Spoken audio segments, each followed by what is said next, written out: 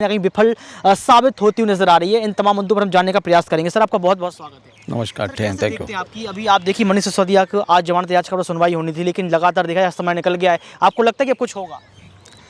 देखिए, आज तो जो जज को जिनको सुनना था कोर्ट नंबर 3 में, वो जज ही कॉन्स्टिट्यूशन बेंच का हिस्सा हैं। और ऐसे मौक़ों पे सुप्रीम कोर्ट को ख़ास तौर पे ये एग्जाम्पल सेट करना चाहिए पूरे देश के सामने, हाई कोर्ट्स के सामने भी और डिस्ट्रिक्ट जुडिशरी के सामने भी। वैसे तो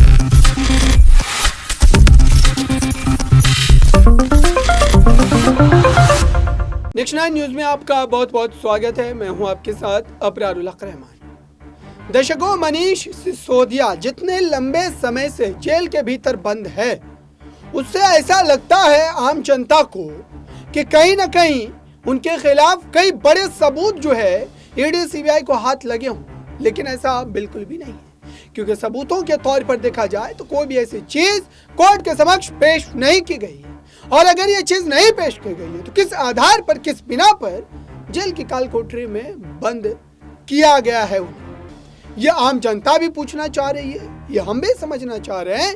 क्या ये मात्र एक कहीं ना कहीं राजनीतिक लड़ाई है जो कि आरोप लगाए जाते हैं आम आदमी पार्टी के द्वारा या फिर इंडिया गठबंधन के उन साथी दलों के द्वारा कि ये भाजपा की बौखलाहट है, भाजपा का डर, भाजपा का भय है कि वो विपक्ष के नेताओं को ईडी सीबीआई का डर दिखाकर राजनीतिक रूप से अपाहिज करने की कोशिश कर रही है। और इसे पूरे मामले पर एक वकील ने जो बड़ी बात कही है वो आपको एक बार जरूर सुननी चाहिए। मनीष सिसोदिया की जमानत याचिका को लेकर सुप्रीम कोर्ट में देरी क्यों? 5 अक्टूबर के बाद 12 अक्टूबर का समय दिया गया था। ईडी से सवाल पूछा गया था कि आपके पास गवाह हैं, सबूत कहाँ हैं? तो इस तमाम मसलों पर हम चर्चा करेंगे। यहाँ पर हमारे वकील हैं बलराज सिंह, उनसे जानने का प्रयास करेंगे। दूसरा सवाल यहाँ पर ईडी को लेकर लगातार उठता है कि आखिर ईडी क्या दबाव में है। ईडी को लेकर तमाम 26 विपक्ष की पार्टियाँ यहाँ पर यही कह रही हैं कि देश के प्रधानमंत्री नरेंद्र मोदी ने इन तमाम एजेंसियों पर दबाव बना लिया है। एक तरफ संजय सिंह जो है लगातार 100 करोड़ के मामले में फंसे हुए हैं, और संजय सिंह का यही कहना है कि देश के प्रधानमंत्री नरेंद्र मोदी अडानी के नौकर और अडानी से नहीं डरते हैं। अरविंद केजरीवाल ये कह रहे हैं कि अगर 100 करोड़ का घोटाला हुआ है तो आप 2 रुपए की बात कर दीजिए, 100 पैसे की बात कर दीजिए कि आपको कहाँ कुछ मिला है। यानी कि ईडी जवाब देने में अभी कहीं ना कहीं विफल साबित होती हुई नजर आ रही है। इन तमाम मुद्दों पर हम जानने का प्रयास करेंगे। सर, आपका बहुत बहुत स्वागत है। नमस्कार, थैंक यू। आपकी अभी आप देखिए मनीष सिसोदिया को आज जमानत याचिका पर सुनवाई होनी थी, लेकिन लगातार देखा जाए समय निकल गया है। आपको लगता है कि कुछ होगा? देखिए, आज तो जो जज को जिनको सुनना था कोर्ट नंबर 3 में, वो जज ही कॉन्स्टिट्यूशन बेंच का हिस्सा हैं। और ऐसे मौक़ों पे सुप्रीम कोर्ट को ख़ास तौर पे ये एग्जाम्पल सेट करना चाहिए पूरे देश के सामने, हाई कोर्ट्स के सामने भी और डिस्ट्रिक्ट जुडिशरी के सामने भी। वैसे तो चीफ जस्टिस चंद्रचूड़ कई बार कह चुके हैं और अक्सर इस बात को रखते हैं कि लोगों के फंडामेंटल राइट टू लाइफ बहुत इंपॉर्टेंट है। सबॉर्डिनेट कोर्ट, वो कहते हैं सबॉर्डिनेट भी मत कहो। डिस्ट्रिक्ट जुडिशरी को लोगों को ज़मानत देने में बिल्कुल भयभीत नहीं होना चाहिए, डरना नहीं चाहिए, और लोगों को समय पे और तीव्र गति से ज़मानत देनी चाहिए। मगर यहाँ आज जो देख के ये लगा कि अगर सुप्रीम कोर्ट में कॉन्स्टिट्यूशन बेंच बनता है तो उन कोर्टों में जो जज कॉन्स्टिट्यूशन बेंच में चले गए, उनकी जगह अगर वो कोर्ट नहीं चलेंगी तो कम से कम इस तरह के मामले, ख़ास तौर पे ये राइट टू लाइफ में आता है, जमानत वाले केस तुरंत किसी और बेंच में लगा देना चाहिए था, जो कि नहीं लगाया। मेरे हिसाब से एज एन एडवोकेट हमें अच्छा ये नहीं लगता, और ये कोई ट्रेंड अच्छा नहीं है। इसमें सुप्रीम कोर्ट को ध्यान रखने की ज़रूरत है। कोई भी केस जमानत का ख़ास तौर पे, क्योंकि कॉन्स्टिट्यूशन बेंच का थोड़ा पता है कितने दिन चलेगा।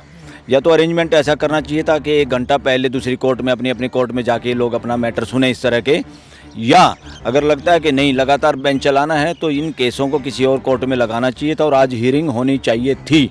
सर, 5 अक्टूबर को जो सुनवाई हुई थी उसमें आपने साफ तौर पर देखा कि सुप्रीम कोर्ट ने ईडी से सवाल किए कि आपके पास गवाह है, आपके पास कोई सबूत नहीं है। अगर 228 दिन बाद जो है ईडी सबूत पेश नहीं कर पाती है और यहाँ पर मनीष सिसोदिया जो है गलत साबित नहीं होते, तो 228 दिन का हिसाब कौन करेगा? सर, ये आपको क्या लगता है कि ईडी दबाव में है, या फिर ईडी कौन सा परचम यहाँ पर लेना है? ये कोई अच्छा सा कानून की व्यवस्था नज़र नहीं आ रही देश में।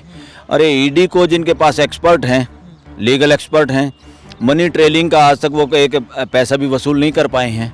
अब कहते हैं जी पार्टी ने पैसा यूज कर लिया। अरे किसने किया, कैसे किया? अब तक इतने 228 दिन में ये देश ये पता नहीं लगा सकता। या तो कहानी झूठी है या हमारी ईडी अक्षम है। इसके दोनों ही मामले में कोई आदमी एक्यूज को भुगते, उसको कम से कम जमानत मिलनी चाहिए। अरे ये सारे मामले तुम ट्रायल कोर्ट में रख सकते हो, बाद में भी तुम्हें कोई सबूत मिल जाए ट्रायल कोर्ट में रखो। ट्रायल कोर्ट का काम है सज़ा देना। कोई आदमी सज़ा के काबिल है भी नहीं, वो वाकई अभियुक्त है कि नहीं है, खाली अभियुक्त बना के कि वो दोषी है कि नहीं, वो तो कोर्ट का काम है।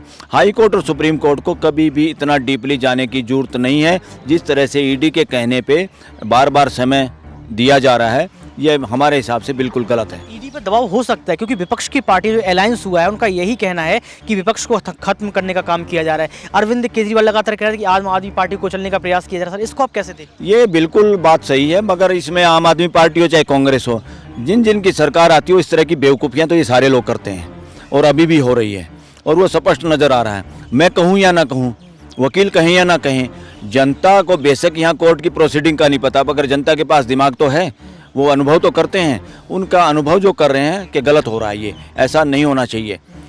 जमानत देने में बार बार तारीख और फिर कॉन्स्टिट्यूशन बेंच गठित हो गया, तो उसमें कम से कम जो केस उस बेंच के सामने लगे थे कोर्ट नंबर 3 में, वो इमीडिएटली किसी और बेंच के सामने लगाने चाहिए थे जो आज कोर्ट बैठी थी। राइट टू लाइफ को इतना इजी कैसे ले सकते हैं? फंडामेंटल राइट को अब आप करप्शन पे ही कॉन्स्टिट्यूशनल बेंच आपने बिठाया 7 जजों का। भाई पार्लियामेंट के अंदर ये जो लोग गलत काम करते हैं, रिश्वत लेते हैं, इनको इम्यूनिटी मिलनी चाहिए कि नहीं मिलनी चाहिए? इन पर इस तरह के मामले पूरी छूट दे दें क्या? पूरी छूट दें तो नंगा नाच हो जाएगा देश में कि पैसे ले लेके वोटिंग की इन लोगों ने इधर से उधर। जनता थोड़ी पसंद करती है।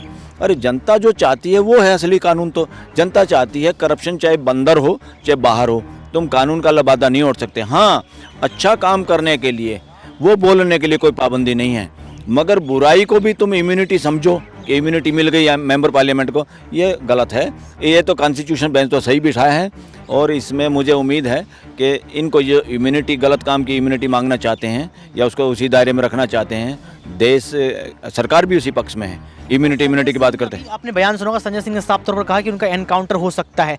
इस तरीके का उनका बयान है। सर, आपसे मैं सवाल करना चाहूँगा कि इस तरीके का माहौल सर बन सकता है या फिर ये आम आदमी पार्टी का डर है? देखो, इसमें डर भी है और हो भी सकता है। और किसी एमपी का इस तरह से कहना, ये अपने आप में जो इतना बोल्डली जो आदमी बोलता है, जो एमपी इस तरह से बोल्डली बोलता है, पार्लियामेंट में बोला उसने, और जिसकी वजह से उनको निष्कासन में रहना पड़ रहा है, वो आदमी इतना बोल्डली बोलता है तो वो कम से कम इस तरह का बयान, कमज़ोर बयान नहीं देना चाहेगा। कहीं ना कहीं कुछ ना कुछ फीलिंग ऐसी होगी, कहीं ना कहीं ऐसे सर्कमस्टांसेज होंगे, कहीं ना कहीं उनको ऐसा अनुभव हुआ होगा या लगा होगा कि ये इस तरह से निपटाना भी चाहते हैं, निपटा भी सकते हैं।